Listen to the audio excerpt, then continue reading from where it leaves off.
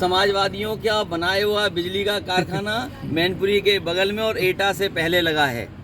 ये कारखाना अगर बीजेपी की सरकार 5 साल पहले लगा देती तो मैनपुरी, एटा और पूरे उत्तर प्रदेश को सस्ती बिजली मिलती और 24 घंटे बिजली मिलती। आपको सवाल पूछना चाहिए बीजेपी से कि ये जो बिजली का कारखाना इतने सालों से खड़ा दिखाई दे रहा है, कब चालू करोगे?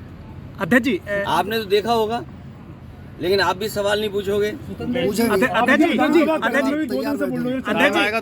जो आपका कोर वोटर है उस पर बीजेपी आजम के रास्ते से ये साथी बहुत अच्छा सवाल पूछ रहा है और मैं साथी से कहूंगा जो मैं कह रहा हूँ वो टीवी पे चलाए, कंफर्म भारत समाचार पे चलेगा। बुलडोजर चलता है, अगर मुख्यमंत्री जी अपनी जगह बुलडोजर चलाते हैं तो 100 करोड़, 120 करोड़ के 200 करोड़ मुआवजा उठाते हैं।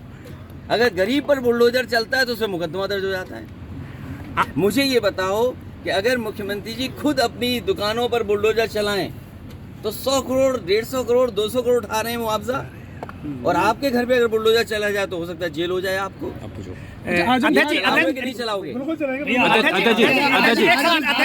आपका सुरक्षित जो कोर वोटर 12% है उस पर आजम खां के रास्ते से पता है जी, ये कुछ नहीं पता है जी। ये बहुजन समाज पार्टी ने वोट दे दिया बीजेपी को। अब इंतजार इस बात का है कि भारतीय जनता पार्टी क्या मायावती जी को राष्ट्रपति बनाएंगे कि नहीं बनाएंगे। आजम खान दूरी बनाते हैं बाकी की पार्टी के लोगों को। समाजवादी पार्टी उनके साथ है। समाजवादी पार्टी ने पहले दिन से उनके साथ खड़े होकर के जो न्याय मिल सकता है वो न्याय दिया है। आज जो सवाल पूछ रहे हैं उनसे ये पूछना चाहिए, जब बीजेपी मुकदमा लगा रही थी, कांग्रेस मुकदमा लगा रही थी, वो नेता कहाँ थे? बीजेपी के बड़े नेता कहाँ थे? कांग्रेस के बड़े नेता कहाँ थे? और जो मुकदमा लगाने वाले हैं उन लोगों के बीच आज बोलने वाले क्यों नहीं गए थे? बावजूद आजम खान लगा रहे थे, जो मुकदमा लगा रहे थे उनसे मैंने खुद व्यक्तिगत बात की थी।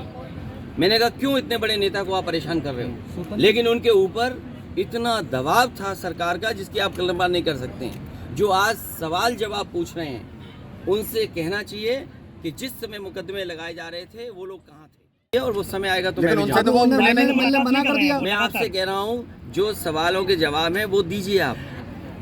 महंगाई का है कि जवाब के नहीं है? समाजवादी पार्टी है आजम खान साहब के साथ, इसमें क्या गलत है? अध्यक्ष जी, क्या मुकदमे लगा के दबाव बना के ये आप लोग विश्लेषण करिए, इसमें मैं नहीं कह सकता कुछ भी। स्वास्थ्य मंत्री कह रहे हैं हम अपनी सेवाओं के लिए शर्मिंदा हैं। सुतन सिंह का एक वीडियो वायरल है, आधा मत खाइए पूरा खाइए। ये तो वही बात हुई, एटा में एक बार कहा गया था, एटा में जो कहा गया था वही बात तो रिपीट की उन्होंने।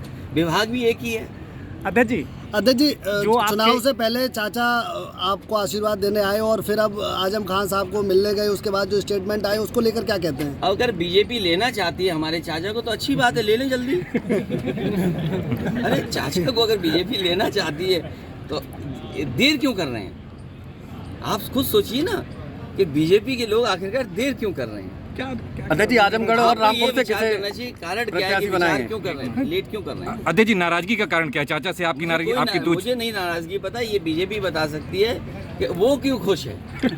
स्वास्थ्य मंत्री सुविधाओं को लेकर कह रहे हैं कि मुझे शर्मिंदा है, तो उन्हें जाकर के 5 कालीदास में जाना चाहिए और मुख्यमंत्री जी से मिल करके कहना चाहिए कि हमें बहुत शर्मिंदा है कि जिस तरीके से 5 साल में आपने सरकार चलाई, पूरी स्वास्थ्य व्यवस्था ध्वस्त कर दी। आजमगढ़ कौन जा रहा है लोकसभा के लिए इस बार? देखिए, सभी को आज़ादी है और बीजेपी ये चाहती है कि आपको नौकरी नहीं मिले, और बीजेपी खुद लाउड स्पीकर बन जाती है जब उसे ध्यान हटाना होता है। अध्यक्ष जी, आजमगढ़ और बीजेपी के रामपुर कौन जाएगा? महंगाई, रोजगार और हमारे किसानों को सुविधा मिले। आज बताओ किसानों की खरीद हो रही है, वो तो बाजार में कीमत मिल रही है इसलिए बाजार में बेचने जा रहा है गेहूँ, बाजार में कीमत मिल रही है। और याद रखना, ये वही कंपनियां खरीद रही हैं, जब शहरों में आटा बिकेगा तो न जाने कितना मुनाफा कमाएंगे। ये जो बड़ी बड़ी कंपनियां हैं प्राइवेट, वो सब गेहूँ इकट्ठा कर ले रहे हैं, सरकार गेहूँ नहीं ले रही है।